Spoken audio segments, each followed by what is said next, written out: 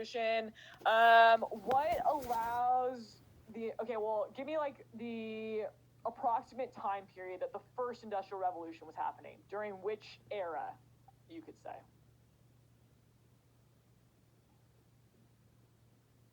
We don't know. This is a problem for you guys. I know. Good feeling? Okay, you could say that, but the Era of Good Feelings is only like 15 to 1825-ish. So like, was it going on for longer than that? Yeah. Yes. Can you give me a time frame? Like generally 1800s? Yeah, the beginning of the 1800s, the early 19th century. Ben said the antebellum era, which would have been great.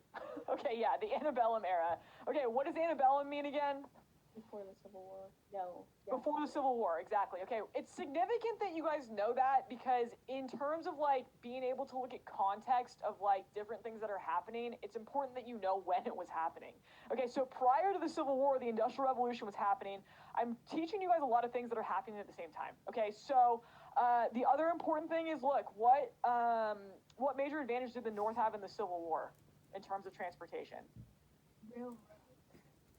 Railroads, right? And if you know that, then hopefully you know the Civil War, like it had to come before the Civil War. And again, significant because there's going to be a second Industrial Revolution. So like, therefore, I want you to know approximately when these things happen. Okay, so what allows us to start industrializing, right? So the Industrial Revolution starts in Britain, but like what happens? Why are we all of a sudden able to industrialize? This Slater dude comes over and gives us a bunch of plans. Slater the trader comes over and gives us all the blueprints, and we're like, yeah, give me that, right? And so we make all the things, and then we improve on them. And then you guys hopefully saw, like, throughout that Ed puzzle that also, too, there's more patents that are being filed during that time. And what does that imply to you if more patents are being filed? There's more things being made. Thank you. Yes, not a trick question. More things are being invented, right? And so therefore there's more innovation in the US. Okay, right. So what is one major like change in labor systems that occurred for women during the first Industrial Revolution? Cotton mills. The Lowell system? Yeah, I don't know how to pronounce it. It's either Lowell or Lowell system. As long as you guys know how to spell it, that's all I'm really concerned about. Okay, so did women gain more freedom or did they lose freedom by going to work in the Lowell system? They gained more freedom, right? So they basically were going to live and work in these factories. And in which region was this? Was this in the North or the South? North, right? Think of it this way. The South is not really industrializing, right? So it's in the North. Okay, so women are gaining more freedom. They're starting to work in these factories. Again, they're there and they work and live there. Significant because it's showing a change in labor systems once again, okay? Okay, and then instead of working from the home, more people are working in the factory system, right? So this term factory system is on your study guide. It just means the factories, right? So the fact that more men and women are working in factories. Primarily, is it men or women working in factories? Primarily. Men or women? Men, right? Primarily men. Some women are going, but it's mostly men that are going. Okay, what is going on in terms of labor unions? Do they exist? Yes. Are they super prominent and well organized yet? No. Okay, they're going to become way more organized, and there's going to be major protests, and that's going to be in the Second Industrial Revolution, but I want you to know they did exist in the first. Okay, and then did the Supreme Court say that labor unions are legal, yes or no? Yeah, they said they're legal. Okay, so it was Commonwealth versus Hunt in 1837. You don't necessarily need to know that court case, but it said that it ruled that labor unions are legal. Okay, let's see, factories. What was the other point I wanted to make about this? Oh, okay, in terms of the Industrial Revolution, I'll go over it at the end, it makes more sense. Okay, what is an effect of the Industrial Revolution? A major effect. It's a buzzword. The market revolution.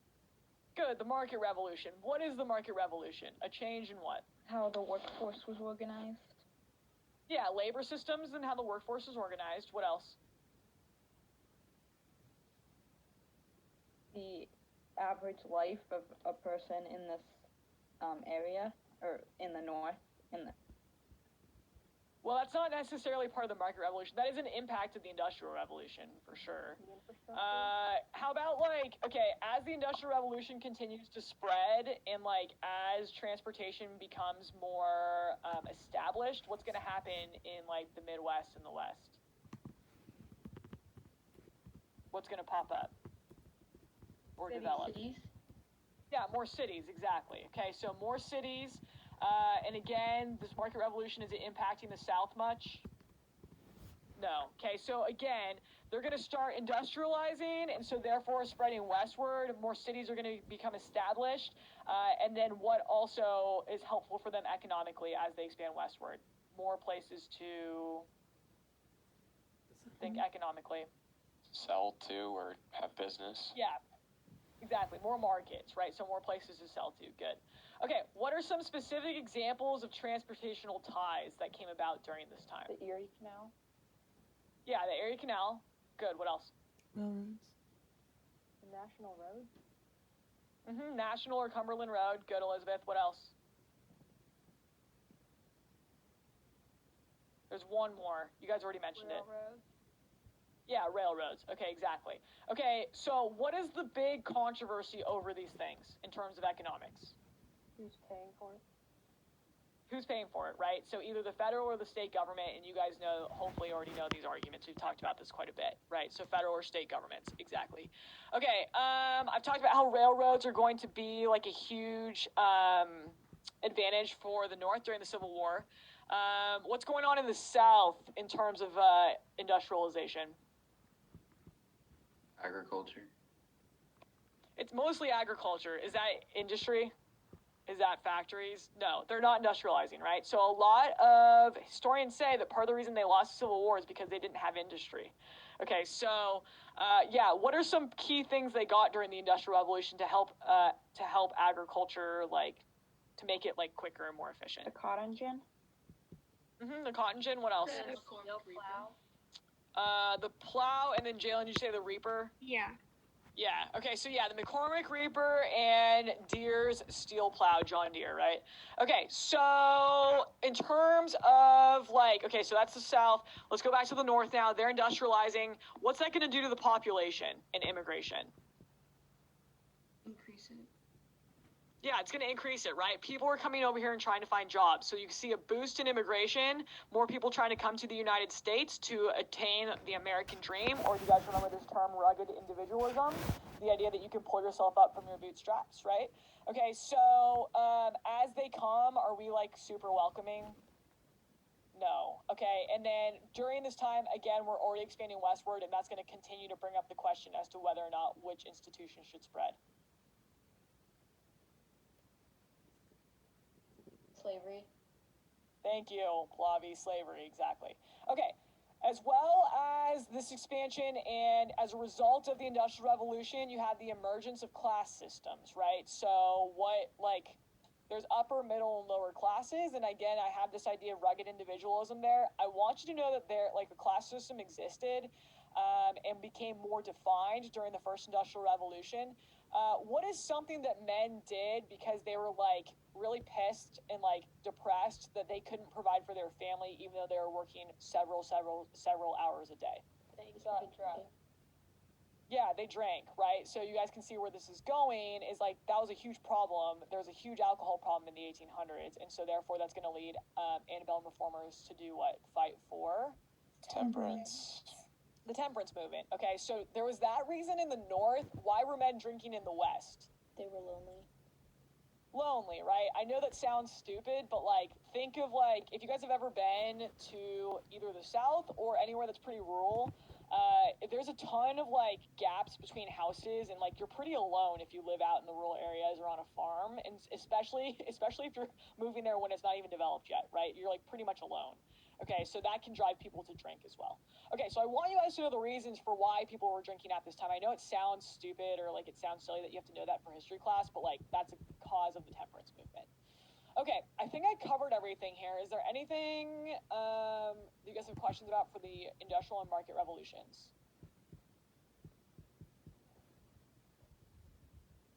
Okay, that brings us to antebellum reforms. Okay, so there's, again, what does antebellum mean?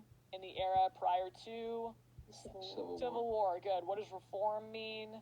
To change. Changes. You want to change something, right? Okay, so these are people that are trying to make like serious societal and political changes prior to the Civil War.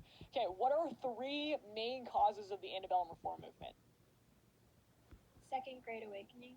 Yeah, the Second Great Awakening. So let's break that down for a second. What was one of the main religious ideals from the Second Great Awakening? Was it like revivalism or something like that? Perhaps, but not the one that I was looking for. Everyone can be saved. Yeah, and what is that called? Oh, Mormonism? No. Not Mormonism. What, Elena? Self-salvation. Self-salvation, yeah, that's what I was looking for. So the idea that everyone can save themselves through good works. Okay, it's important you guys know that. Because again, the Second Great Awakening is different than the first in that it's going to inspire these societal reforms.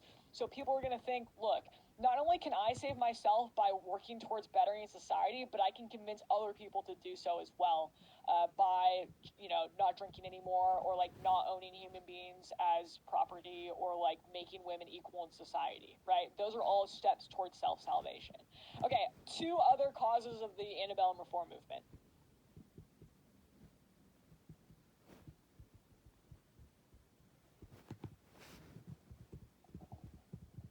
Why were people drinking again?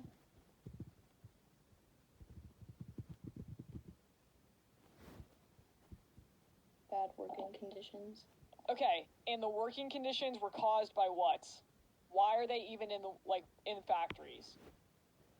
The Industrial Revolution. Yeah, the Industrial Revolution is another cause of this antebellum reform movement. Okay, so all of these changes that come to society are going to transform society and therefore cause more problems, and then the antebellum reformers are trying to fix said problems. Okay, another reason why people were drinking. We just talked about this. Loneliness. Loneliness where? In the West. And why were we expanding westward? What's this term that, we could, should, and would expand westward? We haven't covered this completely yet, but you might. Manifest destiny. Yeah, manifest destiny. Yeah, okay. That's going to be covered more thoroughly next unit, but that was another cause, yes. Okay, who was the main preacher of the Second Great Awakening? You may have met him a couple days ago. Charles Grandison Finney. Yeah, Charles Grandison Finney, right? So he's the guy that kind of looks like Abraham Lincoln, but like with the really creepy eyes. Did I say that in the Ed puzzle? Every year people get really creeped out by it. I literally have to stop my lecture and I'm like, okay, look at him. Yeah, he's creepy. Let's move on. Okay, so, Charles Grandison Finney, he used the Erie Canal, right, to communicate his messages. Hopefully that was going to spread throughout the nation, right? So, self-salvation, the idea that all individuals could achieve salvation and save themselves from going to hell. Okay, antebellum reform movements. Let's go one at a time. Someone name one of them.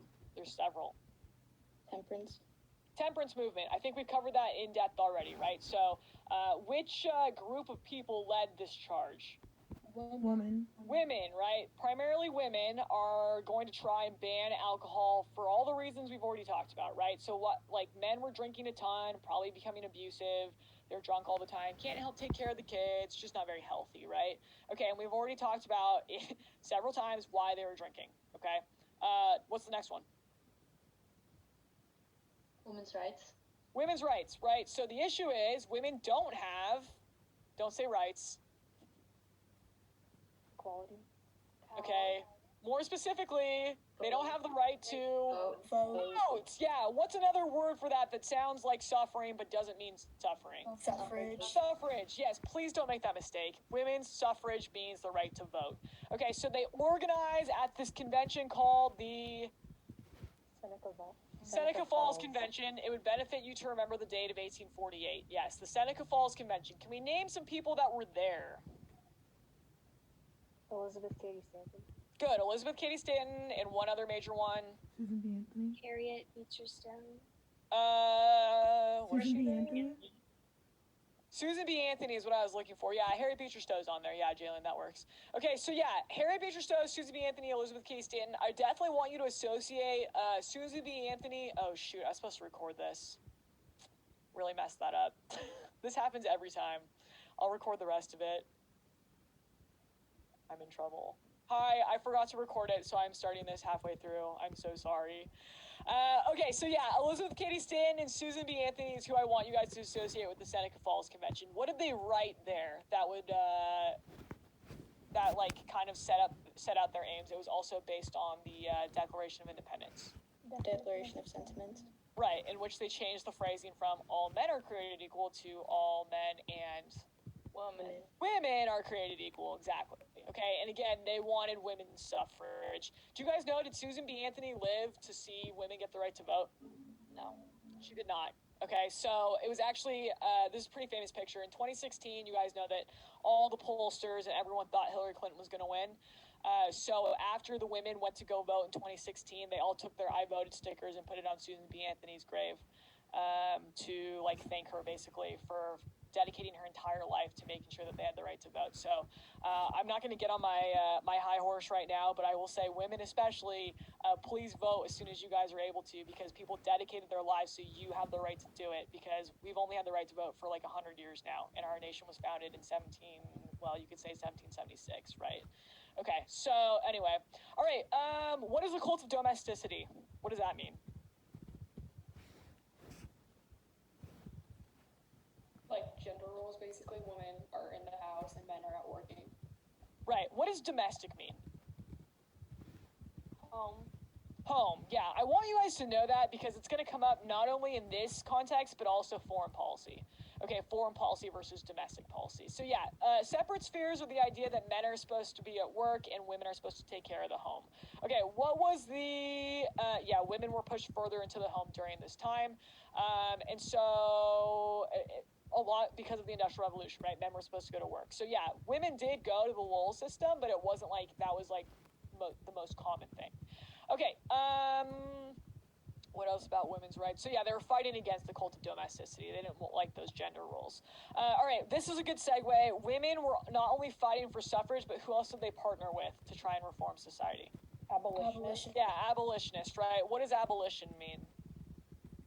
Want to abolish slavery. Slavery, specifically, yeah. Can we name some, like, plans? So we had these ideas of gradual versus immediate. So what was one gradual plan that was proposed? The American Colonization Society. And what did they advocate for, aside from gradual? What did they want to do? They wanted to give, like, compensation to slave owners and send the slaves to the Caribbean or Africa. Yeah, and why was that a problem? Because they didn't have roots there. Yeah, it's like, well, we are 3 or 4 generations into slavery now, and I literally have never been to Liberia, so why would I want to go back there now, right? So, so I already asked, it was not successful, correct? Okay, can we name some other famous abolitionists? William Lloyd Garrison. Yeah, William Lloyd Garrison, and what did he write? Liberator. The Liberator, good. And what was he trying to do within the Liberator? Trying to show... Like, put yourself in the position of a slave. Right, trying to show the perspective of African Americans, right, and show like the damage that slavery had done to their culture and to their lives, right, and to their progress as Americans, right. So when they eventually would become Americans. Okay, other famous abolitionists. 2 other major ones I'm thinking of. You guys could probably name more. Frederick Douglass. Yeah, Frederick Douglass, right? So freed slave or former slave. He was a really great orator, and he also advocated for women's rights. There's a woman who wrote like a pretty famous book. Harriet Beecher Stowe. Harriet Beecher Stowe. And what was the book called? Uncle Tom's Cabin. Yeah, Uncle Tom's Cabin. And what did it show? The evils of slavery. Yeah, the evils of slavery. And why was this significant? Jalen doesn't have to answer all these questions, you guys. Other people can answer. It exposed Northerners to what was happening. Yeah, it really showed them what was happening, because think of it this way. If you lived your entire life in the North and you've never been to the South, you don't really know how bad it is until someone tells you or shows you, right? Okay, so did that work? How do you know? It was like a bestseller book. It was a bestseller, exactly, right? So that means that it was obviously being widely distributed and people were reading it and learning about it. Okay, good. Okay, were the abolitionists or the suffragettes, would you say that they were successful during this period? This is a matter of opinion.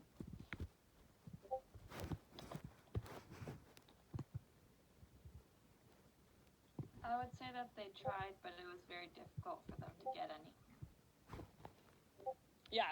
All right. Why would you say no, Isabella?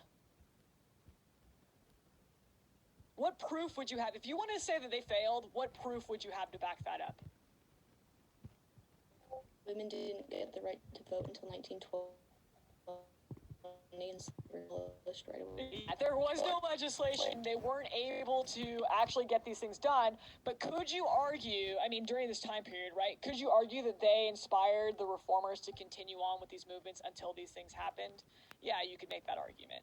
Okay, yeah, they gained support, but slavery conditions did not change, right? And women still didn't have the rights to vote. However, without this foundation of starting here, it's possible it could have taken longer, right? So again, it is a matter of opinion. I was just trying to get you guys to think critically. Okay, another movement that we're missing. There's there's like two or three that we're missing. Education! Who's our guy? Andrew, who is it? Horseman. Horseman, yeah. Horseman advocated for public schools, and how were public schools funded? Why was this significant? Funded through? Was it the federal government?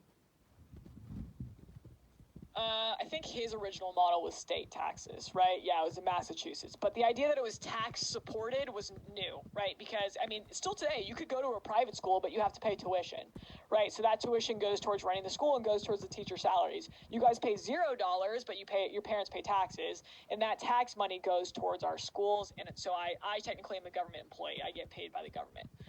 And the tax money. Okay, so yeah, that was a new model, and that obviously spread. And then there was more of a call for free public school, because education, even in the 1800s, they thought education was the key to moving up in America, rugged individualism, right? Okay, and then the last one.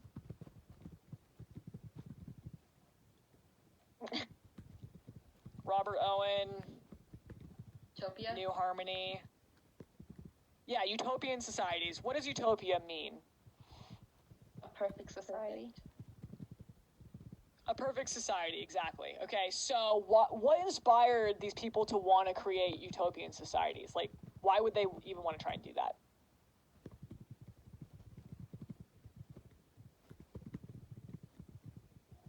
They were upset with how modern life was going.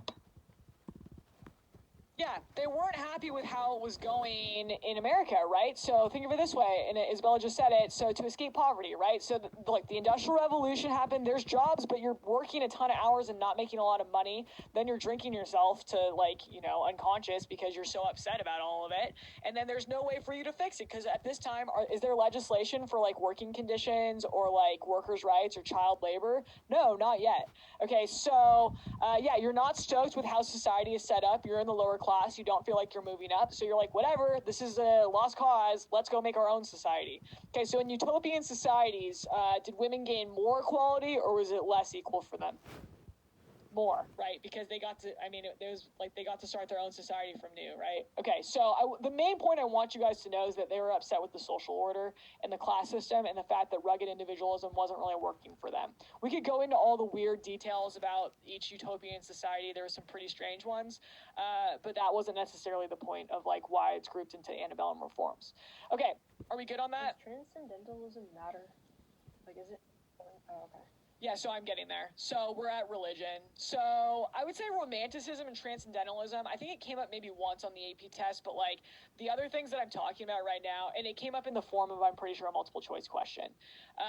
But the things that I'm talking about right now are more likely to come up in the written questions. Okay, so in terms of religion, the Second Great Awakening is a religious revival. And so it's notable to know, okay, Joseph Smith, I know that you guys all clung on to the fact that he had 40 wives. Okay, that's not exactly what I want you to know about Joseph Smith. Okay, so, Mormonism, came about during this time. Yes, they believed in polygamy originally. How did that impact them when they're trying to apply for statehood? The government didn't want to let them. Yeah, they rejected it because they're like, it's kind of some weird stuff you guys are into. I don't know if we want to accept that in the United States, right? Okay, which, you guys, today, it would not be accepted, but remember, freedom of religion was something that was First Amendment. Okay, so Joseph Smith and Brigham Young have come up before in the form of a multiple choice question, and it was really more talking about what drove the Mormons out of New York. So tell me what happened.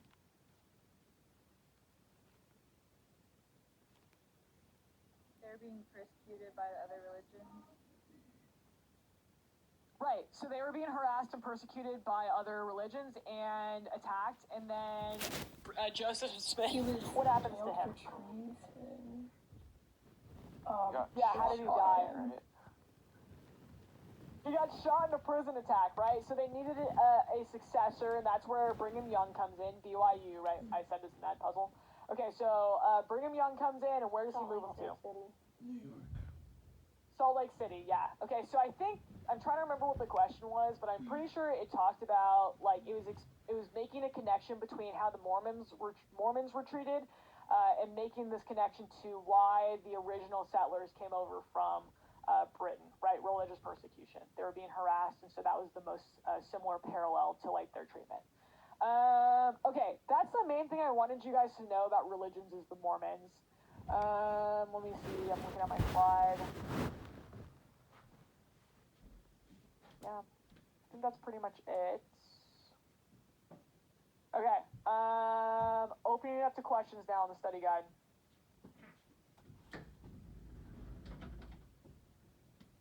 Can you go over Worcester versus Georgia? Yeah, what do we know about it so far? Or what do you guys know about it?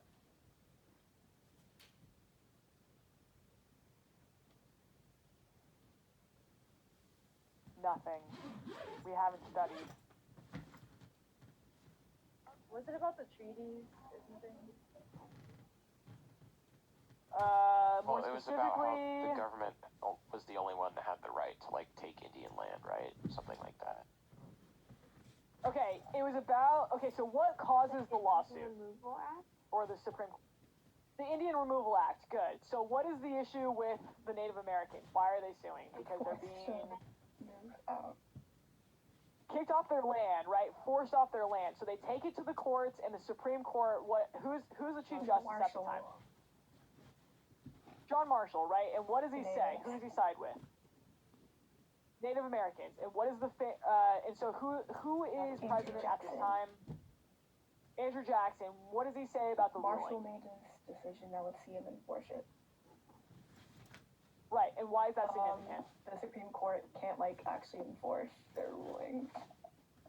Right, can't enforce their rulings, right? That's still true today, right? So what is the only thing that really keeps it from, or that gives any credence to these verdicts? What is everyone else, or these rulings, I should say? That they're What do we probably generally going to get do? voted out if they don't obey the Supreme Court, and that we just kind of agree. Okay, so more so you're not necessarily wrong on that, but more so I was looking for we respect the rulings of the Supreme Court and generally we go along with them. What would happen if we didn't? What would that be considered? Unconstitutional. Yeah, a constitutional crisis, right? So if a president just completely disregards the Supreme Court ruling, that's a huge deal because it's supposed to be three co-equal branches of government, and if one just completely disregards the other, that's a breakdown in our democratic society, or our democratic government. Okay, so does that cover Worcester versus Georgia? Is that good? Okay, and then what happens after? Just, to flesh this out. Tears. The Trail of Tears. Yeah, good. Okay, there was a request to go over universal male suffrage. So again, what is suffrage? The right to vote. The right to vote, right? And so who gives males, all white males, the right to vote? Jackson. Andrew Jackson, right? He extends it by getting rid of the property requirement, right? And so remember, he's seen as the president of who? The common man. People. Common man, right? Common white man, but common man. Yeah. Okay. So you can see that as a positive. He expanded democratic ideals to all white males, right? But who's still left out from that? Everyone else. Everyone else. Yeah. Great. We could go through all the groups, but yes, you're right. Everyone else. Okay. So Elizabeth, you asked about transcendentalism, and I'm thinking more about that. And so what I want you to know about that. So associate Ralph Waldo Emerson and Henry David Thoreau there. But I think that you should associate that with the antebellum reform movement because it's an ideal that comes out of there because people again are not really stoked with the social order with how it is in the industrial north, and so this is a different way of thinking. And especially since we're expanding westward, there's the romanticism of the West as well. So more like, nature. Does that make sense? Okay. All right. Other questions? Other things you want me to go over? Do you remember the free soil party? Yeah, Free Soil Party. Okay, so what do we know about them at all? Anything at all? Slavery, but not. Okay, anti-slavery. Go ahead. You cut out at the end there, Gianna, because I cut you off. What did you say? Not abolitionists, which is, I guess, different. Okay, anti-slavery but not abolitionists. Okay, so let's flesh that out. Why not? What are they calling for in terms of the spread of slavery? States will decide. Yeah, so no expansion of slavery into the new territory that we're getting as we're expanding westward. Okay, what else do we know about them? This is don't overthink this. The Free Soil Party, what are they more broadly? They're another... Political party? Yeah, they're another political party. It's a third party that comes up, and I think I've emphasized this to you guys, that there's going to be a lot of different third parties that come up as a result of the disagreements over slavery. Okay? Zoe, is that good? Okay, what is the significance? What is it showing? Kind of just said it. Growing political division. Yeah, more political divisions. If the Free Soil Party, why couldn't they just join, the Democrats or the Whigs, right? I don't expect you to actually know the answer, but that shows you that, there was a lot of disagreements over how slavery should be handled. Okay? All right, other questions? Can you kind of just recap the War of 1812? Yeah. Okay, so what are some of the economic causes of the War of 1812? Or the things that we did leading up to it that kind of just trashed our economy? Embargo. Yeah, the Embargo Act, and then what? The non-intercourse act. Non-intercourse act, right. Why did we do those things? It cut off our trade with all countries, and then it cut off our trade with 2 countries. Why did we do that? What were we trying to maintain? To not get in the middle of Britain and France. Yeah, we're trying to maintain neutrality, but in the process of doing that, we trashed our economy, and there's a panic pretty soon after that, right? Okay, so what causes the War of 1812? Aside from that, what were the British doing? They were being very impressive. They were being very impressive. Cute, Caleb. What does that actually mean? They're kidnapping sailors. Yeah, they're kidnapping sailors. Okay, good. So you actually know what it means. Yeah, kidnapping sailors, and then what were they doing with the natives? Encouraging them to revolt. Yeah, encouraging them to rebel against us, right, while they were still in our territory. Okay, so those are some of the causes. Do you need to know about the course of the War of 1812? No. What is what happens after? Federalist Party collapses Yeah, why? because they were against the war and then they won. Right. So they're against the war, which kind of looks treasonous, kind of looks like they're traitors. They meet at this convention. What's it called? The Hartford Good. Convention. The Hartford Convention, right? And then they're no longer there. And then what is the significance of the end of the War of 1812? What does it lead to? Rise in nationalism. Yeah, rise in nationalism. And also because we have one political party, it leads to the era of Good feeling. good feelings, right? And then we've got all these different types of nationalism. And then also, too, though, could you argue that it wasn't a time of just extreme nationalism? What is the opposite of nationalism? Sectionalism. Sectionalism, right? Okay, and hopefully you guys know all the different things they disagree with. If you did not, take a look at that chart that I had at the end of, I forget which PowerPoint it was, but it said sectionalism, and then it had the different regions with all these things they disagreed about and what they wanted. I recommend you look at that. Which 2 regions mainly got along and had the same interests? The North and the West. Yeah, the North and the West. Good. And so obviously that's going to piss off the South. Is that sufficient, Elena? Okay, the Treaty of Ghent also ends the War of 1812. I don't know how significant it is to know that, but you should know that did the treaty fix any of the problems? No, right? It didn't fix any of the problems that came before it, and so basically they're let's just have everything go back to normal. The other thing that is notable is that Thomas Jefferson was president until 1808, and while he was president, what did he do to our military? Weakened. He weakened it and he cut it, right? Why would he do that? Why would anyone do that? He was against the national.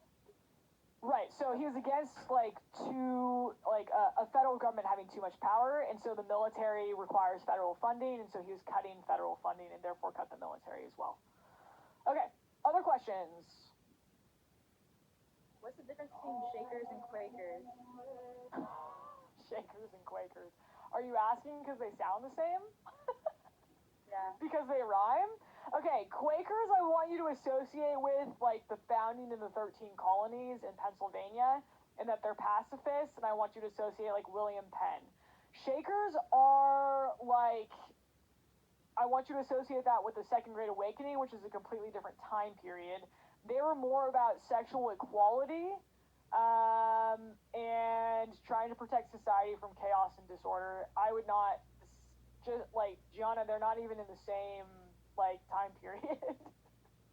I mean, are there Quakers around? Yeah, but, like, I want you to associate that with time period 1. Which one? Like, one of them is still around today, right? Like, which one was that? The Oatmeal Company. Yeah, I mean, they're... The Oatmeal Company isn't connected to actual Quakers, though. but they look like them. It might be. I don't know for certain if they are or not.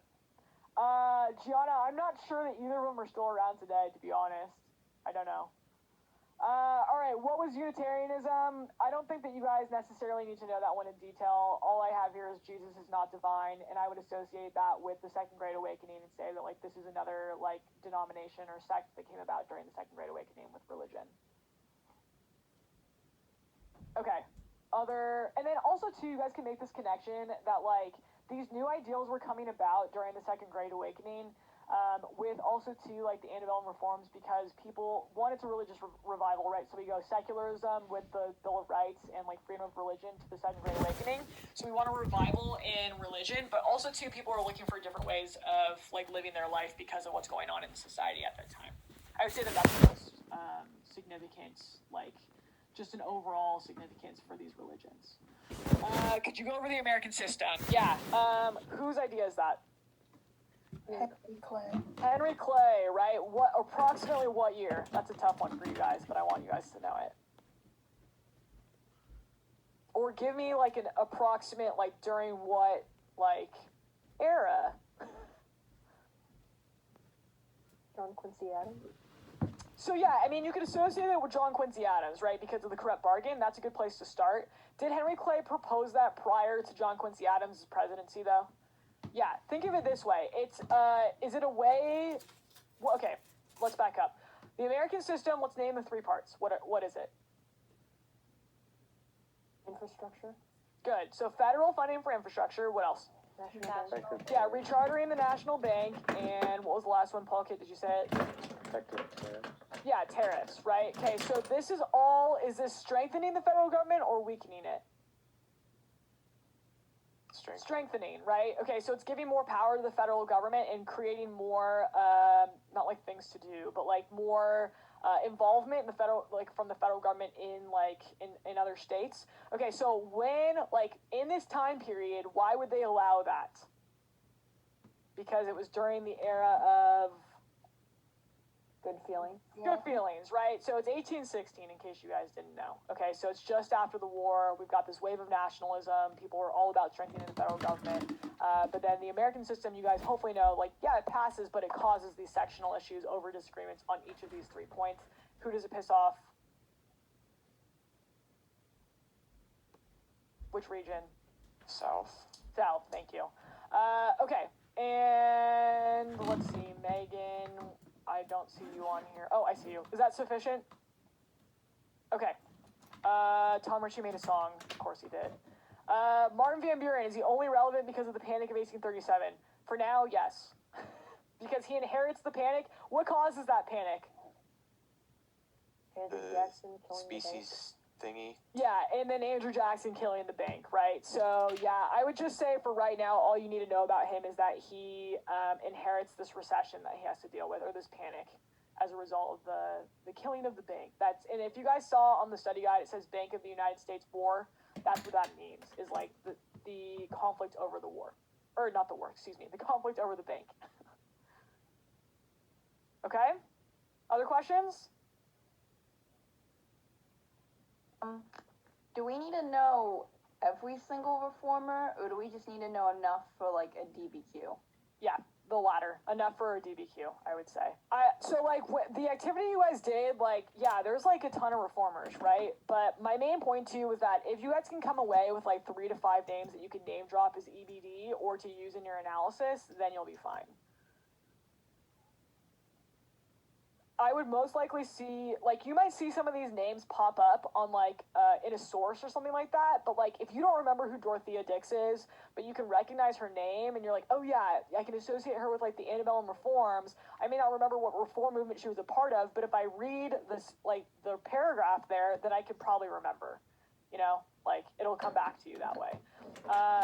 But, like, other people, like abolitionists and women's rights activists, you may want to know their names and be able to write about them. In this case, though, you guys are still in the phase where you're getting the DBQs ahead of time, so, like, I wouldn't worry too much about that. Other questions?